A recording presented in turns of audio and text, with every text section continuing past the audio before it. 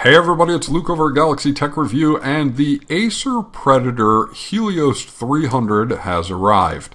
You can pick this up on Amazon at the time of this review for $1,099. And of course, I'll have that link in the description below where you guys can check it out. Now, this is going to be a step above the Acer VX15, which I have been reviewing quite extensively lately, and the Predator 15 and 17 line. If you take a look at some of the specs on here, and I'll try to get these in frame so that you can see them. Windows 10 Home 64-bit.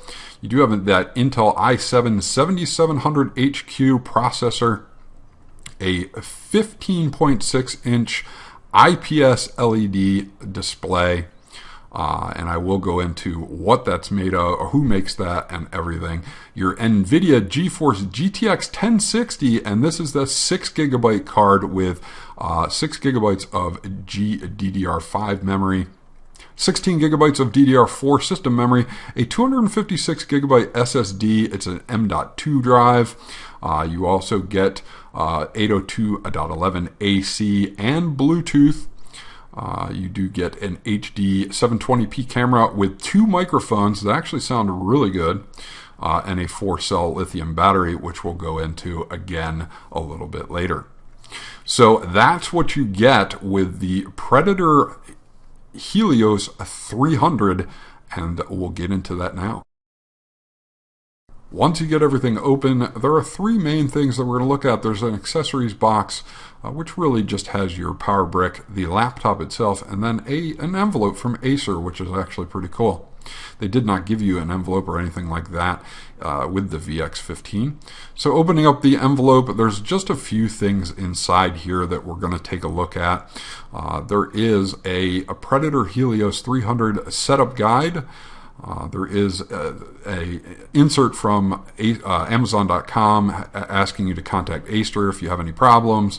I got mine on Amazon.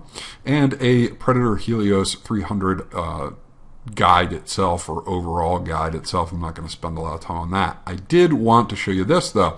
This card is embossed with the Predator logo, and on the back it states the Predator Premium Service. Thank you for joining the Predator team. Along with this premium product comes a premium service. From a 2-year limited warranty to dedicated support team for Predator products, we are here to make sure that you have the best experience. They also give you a phone number down here that you can call 24/7, 365 days a year. And they also give you chat at the bottom as well, which is http://go.acer.com/Predator chat. Now you get a 2-year warranty, so that's very cool. 2 years. So they're doubling the warranty that most people will give you just because it's a Predator product, and that's actually pretty cool. Just something I wanted to show you guys real quick. Now inside this box, again, I call it an accessories box, but it's really just for your power brick, and I do want to spend a few seconds on the power brick here just to give you guys an idea of the differences in this power brick. Now this is the power brick, and of course cable here. It's a 3-prong to 3-prong cable that will plug into the back of your power brick. It's not overly huge.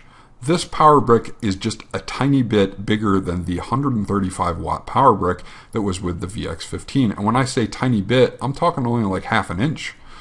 So it's not much bigger at all. If we look at the input on this, it is a 100 to 240 volts at 2.34 amps at 50 to 60 hertz. It is, the output is 19.5 volts at 9.23 amps. And it is a 180 watt power supply. So this 180 watt power supply isn't that much bigger than the 135 watt that comes with the VX15. So overall, I was pretty impressed with that. This is still something that I could easily throw in a bag and won't have any problems with. So let's get to the laptop itself here. It comes in this box which is very cool. They've done a really good job at packaging on this versus some of the other things, including the VX15. It's just got more of a premium feel. You've got this box with a felt foam liner in it, which makes things a little bit more premium feeling. And I'm going to take the plastic off here. I have obviously taken it off before, but I wanted to show you guys how it does come packed and how you'll see it when it's packed up. Now, the first thing that I noticed on this laptop is that it is a kind of a fingerprint magnet. And that's the same for almost every laptop that I've ever tested. So when people complain about that, that's fine. If you're good luck finding one that doesn't attract fingerprints is my whole thing. On the VX15, you had a brushed aluminum look that was plastic. On this one, you have an aluminum back. That isn't actually an aluminum back. The vents on the back look quite like the VX15, but you do have the reds on the venting are quite muted compared to the brighter reds on the VX15. They do have a lip on the front here that you can see for grip. I think it is pretty nice. Helps you pull the laptop lid up. And overall brushed aluminum. So very, very cool. So again, taking a look or a little closer look at the deck itself and the keyboard is pretty much exactly like the VX15. No flex in the middle of the keyboard, or very little, if any. So I had a solid typing experience on the VX15, so I'm also going to give this one a solid typing experience as well. The trackpad is also the same or almost the same, and I had a good experience with that as well. So far, trackpad and keyboard are great. Notice that this also, the deck itself, is brushed aluminum. It is not plastic. Now the underside is plastic, but this deck is brushed aluminum. So they've changed the top plate to brushed aluminum, and they've also changed the deck to the palm rest itself to brushed aluminum. Now it does gather some fingerprints. Again, I dare you to find too many laptops that don't acquire fingerprints. Overall, again, the typing experience, just as it was on the Acer VX15, is a good, solid typing experience. Probably not the best one that I've had, but far from the worst one that I've had. So I don't have any problems with that. Same single backlighting. You do get chamfered edges all the way around here, as you can see from that. That help actually when you're resting your palms on it. They don't dig in as much as that plastic did. If we take a look at the ports on the side, you're going to have an SD card slot. You're going to have a 3.0 USB, an HDMI.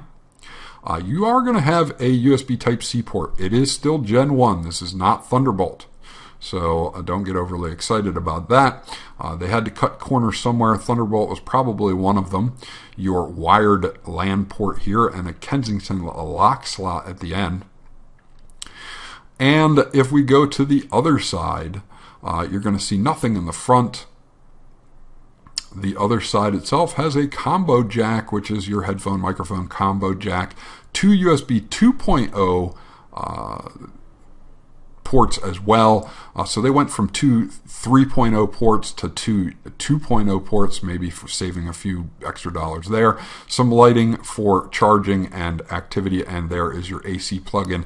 It is on the right side instead of the left side now. That is something for right-handed users to notice, but it has an angled connector, so when you angle it backwards, and since it's all the way on the back, it's not going to get in the way of your mouse.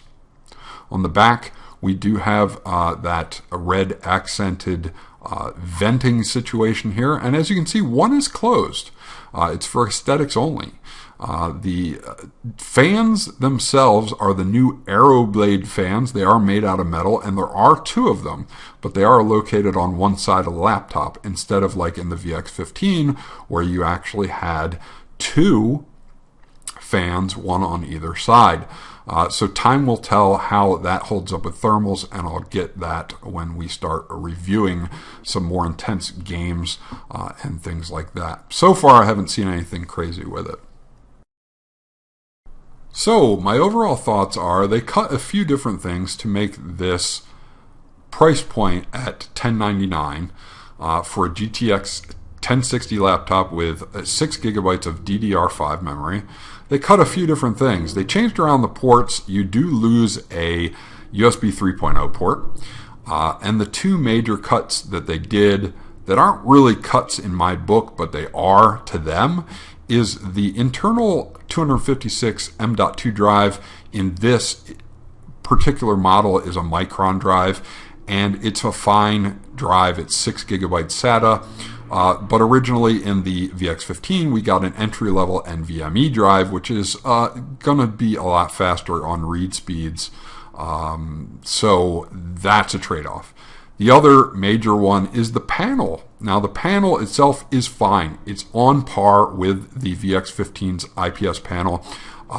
Will it be good enough for photography work? No, because it's not a high gamut panel. Is it an IPS panel with awesome viewing angles? Yes. Is the color good enough for gaming? Certainly. I don't do any photography. The colors pop to me. They look great in games, and I don't have any problems with this Innolux panel that they have, but they saved a few dollars by going with Innolux versus LG most likely. So those are the cuts that I see in this particular laptop. So that's my unboxing and first impressions of the Acer Predator Helios 300.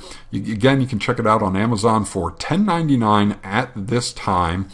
And it is, in my opinion, worth the extra $100 to grab this laptop. One, because you get about 30 to 35% increase in graphics boost over the 1050 Ti.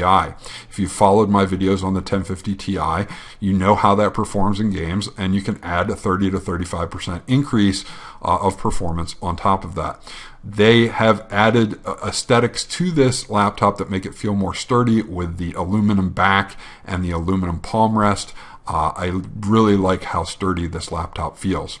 There are a few cutbacks, as we mentioned, with the M.2 drive and the IPS panel, but they are not deal breakers in any way. The M.2 drive is still fast. The IPS panel still looks awesome.